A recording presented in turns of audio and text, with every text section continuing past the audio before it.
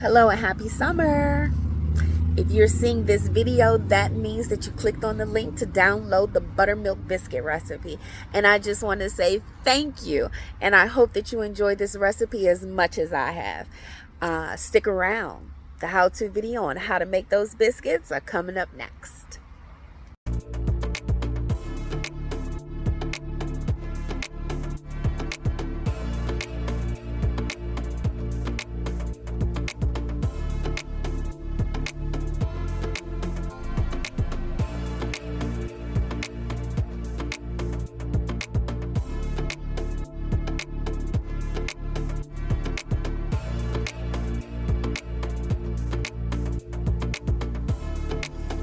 Hey guys, I know video came in hot, but right now I am shredding the frozen butter. It probably should have stayed in the freezer a little bit longer, but all of the other ingredients are in the food processor as the recipe card has instructed. So you kind of came in where I am just pretty much shredding the butter. So thanks again. I appreciate you guys joining. This is my very first video. Of course, I'm open to all sorts of feedback. I just want to make sure that the links and everything are working. This is me just grating the butter and cleaning as much, trying to collect as much butter off of the grater as I can.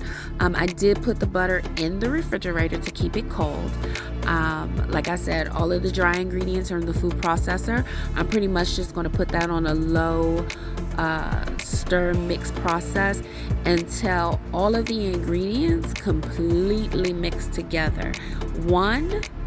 This allows for your biscuits to cook evenly, and it also makes all of the ingredients kind of the same size, so they kind of mix really well since we're hand mixing. So we're going to put all of the dry ingredients into this mixing bowl, and then we're going to add the butter. And we're pretty much just going to mix in the butter into the dry ingredients. Now, word of caution, do not over mix your biscuit dough. Your biscuits will be tough, they will be hard, it will be awful. So just go ahead and just kind of massage it. You'll see me do it a little bit later.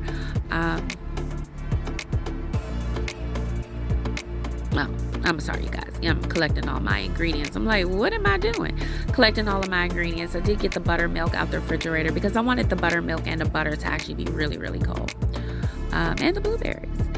I don't have a lot of blueberries compared to the batch that I made this morning, so I'm only going to make a couple of blueberry ones just to show you how to add fresh fruit to your biscuit mix. So like I said about a couple of minutes ago, we're just going to take the shredded butter and add it to our dry ingredients and just kind of hand mix it in. Now make sure that you collect as much butter as you can. We want all the ingredients to go into this batch. And I just kind of massage it in. Not overworking it, not doing a whole lot, just trying to clump up the butter into the dry mix. And you're going to continue to do this until it's pretty much mixed all up and together.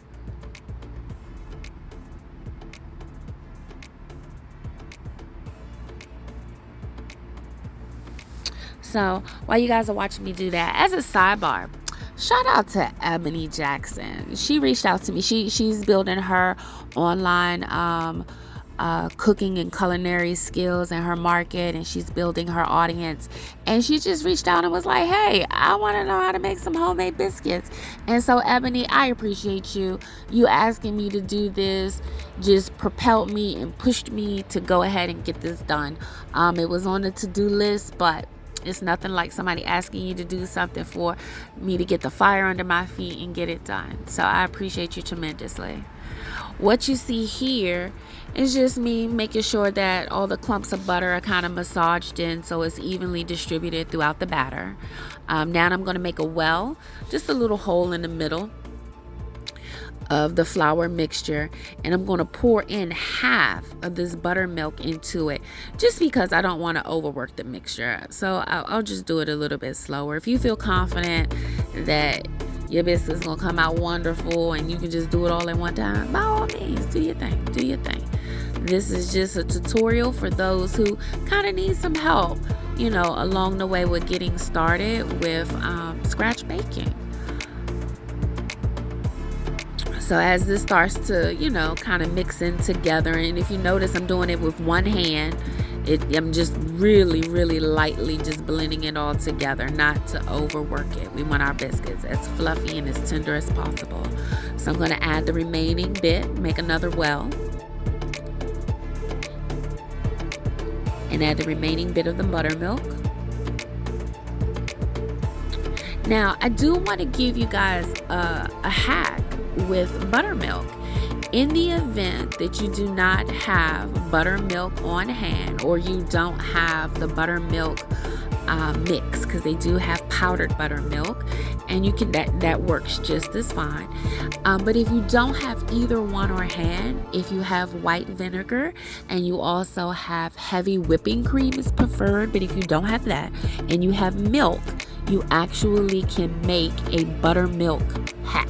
You add 2 tablespoons of white vinegar to 1 cup of milk or heavy cream, and you will have buttermilk.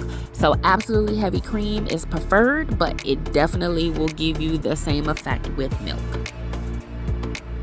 So as you see here, I got the 2-hand action that's going on. It's kind of sticky, so we're right at a good place that we can probably start to knead it a little bit, not overwork it, but just combine it a little bit more, and also start to roll it out.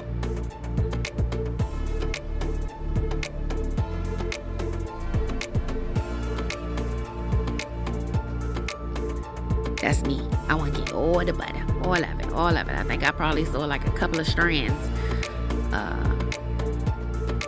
in there, and I want all my ingredients, even down to the flour mixture. I want all my ingredients. The price of ingredients is through the roof, so I do keep that in mind when I bake. Everything, no waste kitchen, everything is used. But as you see here, I'm flouring my hands, and I'm also going to flour the rolling pin just to reduce the sticking as we try to roll out this dough. And in all honesty, from here on out, it's fairly self-explanatory. You will see a piece where I roll it out and I'm making folds. The significance of the folds is this is how you get your dough to rise. We're actually adding air and layers to the biscuit dough. That's what helped the biscuits rise. So I just want to leave you with that. Check it out. If you have additional questions, my oven is going off. I got another cake I got to take out. But if you guys have additional questions, by all means, leave me some pointers in the comments. Your opinions are greatly appreciated. I just want to say this. I have been sitting on this for 6 months to a year, just stuck in absolute fear that I was gonna botch everything there was to being able to explain this tutorial. So I am so grateful that I was able to step out of fear and walk in faith on this video. And I promise all of your opinions, all of your feedback, I'm going to read each comment and take it all in and do my best to produce better products moving forward. I appreciate you all. Thank you for watching.